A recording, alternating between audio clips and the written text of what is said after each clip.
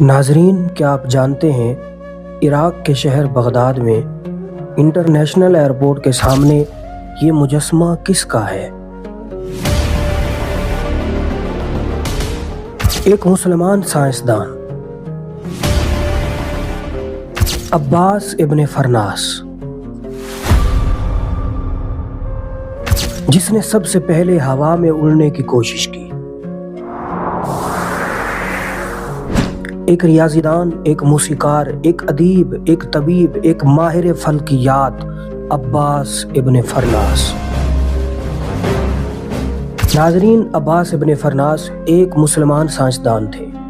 810 عیسوی میں اندلس موجودہ